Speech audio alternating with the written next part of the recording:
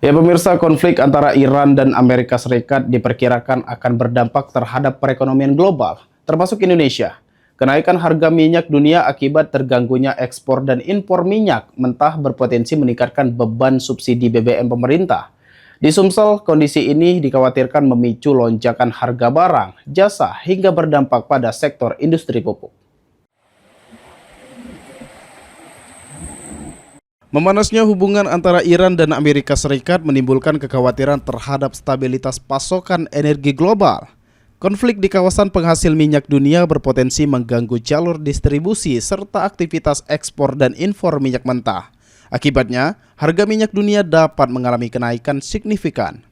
Pengamat ekonomi Sumsel, M. Ihsan Hajri, mengatakan sebagai negara yang masih mengimpor sebagian kebutuhan minyaknya, Indonesia akan terdampak langsung oleh lonjakan harga tersebut. Pemerintah diperkirakan harus meningkatkan anggaran subsidi bahan bakar minyak atau BBM guna menjaga daya beli masyarakat dan menahan gejolak harga di dalam negeri. Khususnya di Sumsel, kenaikan harga BBM dapat memicu meningkatnya biaya distribusi dan transportasi. Dampaknya harga barang dan jasa berpotensi melonjak dan mempengaruhi daya beli masyarakat. Selain itu, sektor industri pupuk di Sumatera Selatan juga terancam terdampak. Industri pupuk yang sangat bergantung pada energi dan bahan baku berbasis gas akan menghadapi kenaikan biaya produksi yang dapat berimbas pada harga pupuk serta sektor pertanian secara keseluruhan. Menggerus fiskal kita. Yang kedua adalah menaikkan harga bahan bakar minyak atau BBM. Ketika kita menaikkan harga BBM ini, tentu ini akan berdampak juga ke daya beli masyarakat kita.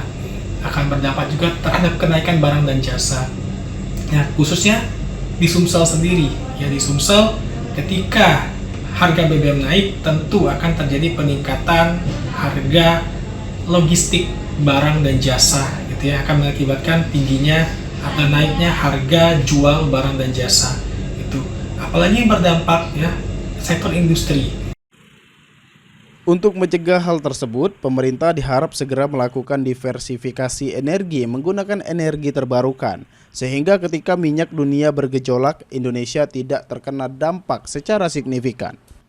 Ilham Wahyudi, Baldivi.